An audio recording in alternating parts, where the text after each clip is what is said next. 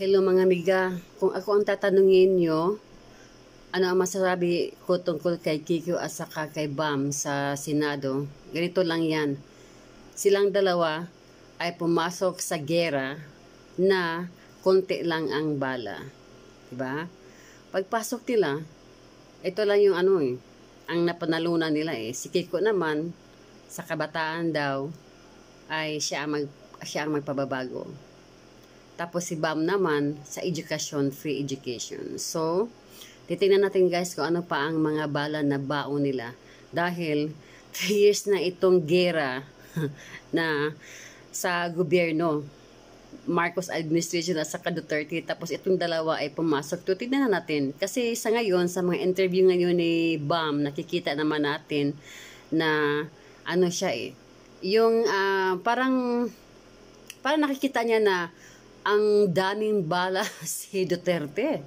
Tapos, parang siya eh, feel niya na, parang gusto ko yung ganyan. Parang gusto ko na, ang kunti lang ng bala ng mga Aquino. Tapos, ang ginagawa niya ngayon guys, sa mga interview, obserbahan niyo, ano siya? Yung bang empathy? Yung bang gusto niya yung, nakiano siya sa feelings niya na, nakipag-ride on siya sa mga sa mga tao, pero ang mga tao wala na eh.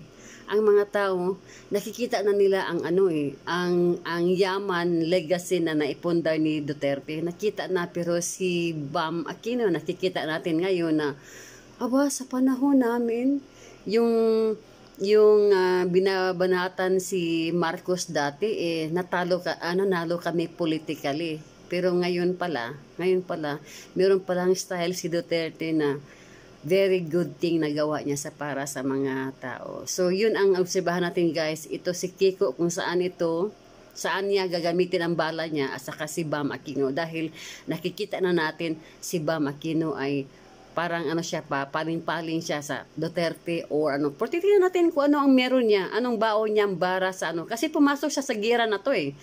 3 years na itong gera na nangyari sa gobyerno, tapos pumasok si Kiko at saka si Bam Aquino. Tingnan natin. Guys, okay, yan lang po guys. Sa susunod na naman na kabanata. Thank you!